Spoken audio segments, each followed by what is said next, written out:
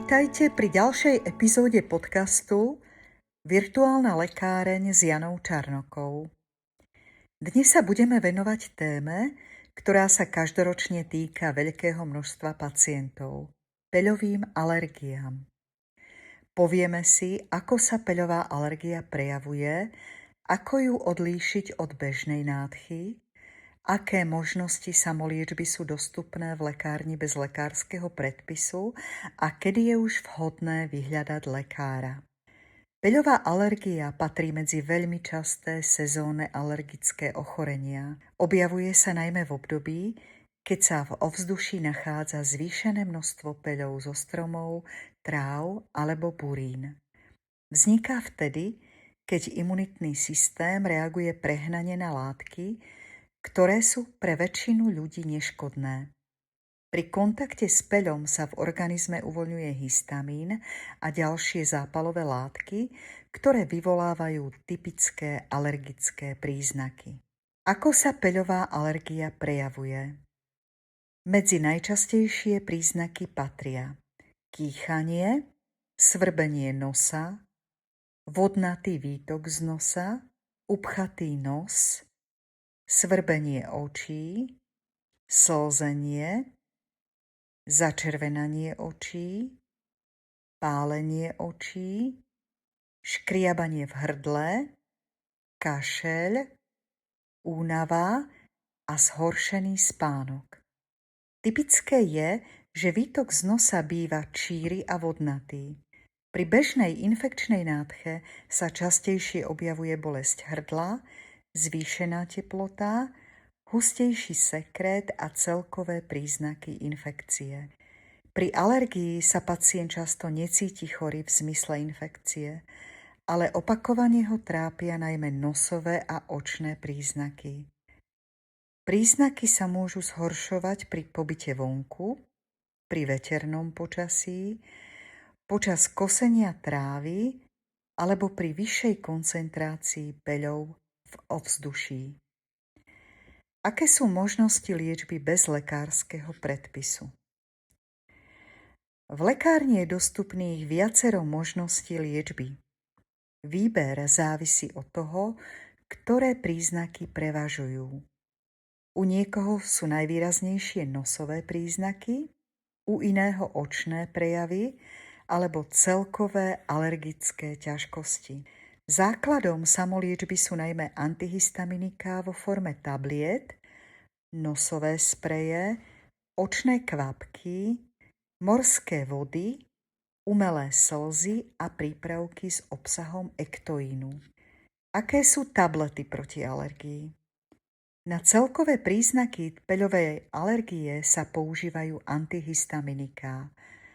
Pomáhajú zmierniť kýchanie, svrbenie nosa, vodnatú nádchu, slzenie očí a svrbenie kože. V súčasnosti sa používajú najmä moderné antihistaminika druhej generácie. Ich výhodou je, že zvyčajne spôsobujú menej ospalosti ako staršie lieky.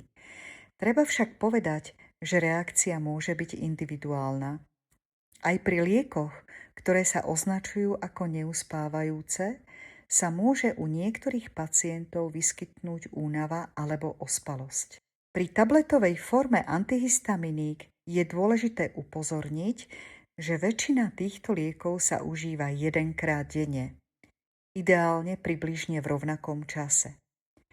Pacient nemá svojvoľne zvyšovať dávku, ak má pocit, že liek nezaberá dostatočne. Ak príznaky pretrvávajú napriek správnemu užívaniu, je vhodné poradiť sa s lekárnikom alebo lekárom. Ak pacient po užití tablety cíti mierny útlm alebo ospalosť, je vhodné zvážiť užívanie večer pred spaním. Zároveň má byť opatrný pri šoférovaní alebo obsluhe strojov, najmä na začiatku liečby alebo pri zmene prípravku. Medzi účinné látky dostupné bez lekárskeho predpisu na Slovensku patria napríklad cetirizín, používa sa pri alergickej nádche, svrbení, kýchaní, slzení očí a niektorých kožných prejavoch alergie. U citlivejších pacientov môže niekedy spôsobiť ospalosť. Ďalšou účinnou látkou je loratadín. Patrí medzi antihistaminika s nízkym rizikom útlmu. Je vhodný u pacientov, ktorí potrebujú počas dňa zachovať bdelosť. Ďalšou látkou je levocetyrizín. Je príbuzný cetirizínu. Používa sa pri alergickej nádche aj pri kožných alergických prejavoch. U niektorých pacientov môže spôsobiť únavu alebo ospalosť. Ďalšou účinnou látkou zo skupiny novších antihistaminík druhej generácie je bilastín. Jeho výhodou je, že nespôsobuje ospalosť alebo má veľmi nízky sedatívny účinok, preto je vhodný aj pre pacientov, ktorí potrebujú byť počas dňa bdelí. Dôležité je upozorniť, že bilastín sa užíva jedenkrát denne nalačno, teda s odstupom od jedla, pretože jedlo môže znížiť jeho účinok. Zvyčajne sa odporúča užiť ho 1 hodinu pred jedlom alebo 2 hodiny po jedle. Pri odporúčaní antihistaminika je vhodné upozorniť, že pri prvom užití má pacient sledovať svoju reakciu, najmä ak šoféruje alebo obsluhuje stroje. Ako liečíme alergickú nádchu? Ak sú najvýraznejšie príznaky alergie v nose, teda kýchanie, svrbenie, vodnatý výtok alebo upchatý nos, možno použiť lokálnu liečbu vo forme nosových sprejov. A to morské vody a solné roztoky, ktoré pomáhajú mechanicky odplaviť alergény z nosovej sliznice, zvlhčiť sliznicu a znížiť podráždenie. Sú vhodné aj na pravidelné používanie. Môžu sa používať samostatne alebo ako doplnok pred aplikáciou iných nosových sprejov. Upozorňujem na užívanie pred aplikáciou iných nosových sprejov. Ďalej je možné použiť antihistaminikové nosové spreje, ktoré obsahujú napríklad azelastín. Pôsobia priamo v nose a môžu pomôcť pri kýchaní, svrbení a vodnatom výtoku. Ďalej máme v sortimente kortikoidné nosové spreje, ktoré sú veľmi účinné najmä pri upchatom nose a zápale nosovej sliznice. Môžu obsahovať napríklad účinnú látku mometazón. Ich účinok sa nemusí prejaviť okamžite. Často je potrebné pravidelné používanie, a to niekoľko dní. Pri správnom používaní pôsobia najmä lokálne v nose. Pacientovi je dôležité vysvetliť správnu techniku aplikácie. Nosový sprej sa nemá smerovať priamo na nosovú prepážku, ale mierne do strany. Po aplikácii nie je potrebné prudko vťahovať nosom, aby účinná látka neskončila v hrdle. Ako liečíme podráždené oči? Peľová alergia sa veľmi často prejavuje aj na očiach. Pacienti sa sťažujú na svrbenie, pálenie, slzenie, začervenanie alebo pocit cudzieho telesa v oku. Pomôcť môžu umelé slzy, ktoré zvlhčujú povrch oka a pomáhajú odplaviť alergény. Pri častom používaní sú vhodné najmä prípravky bez konzervačných látok. Ďalej sú tu antialergické očné kvapky, ktoré môžu obsahovať antihistaminika alebo látky, ktoré stabilizujú alergickú reakciu v oku. Pomôcť môžu aj studené obklady, ktoré krátkodobo zmiernia podráždenie, opuch a dodajú taký subjektívny pocit ukľudnenia. Pacienta treba upozorniť, aby si oči nešúchal, pretože tým sa môže podráždenie zhoršiť. Ak má pacient bolesť oka, zhoršené videnie, hnisavý výtok, výraznú svetloplachosť alebo jednostranné výrazné začervenanie, vtedy je potrebné vyšetrenie lekárom. Aké sú prípravky s obsahom ektoínu?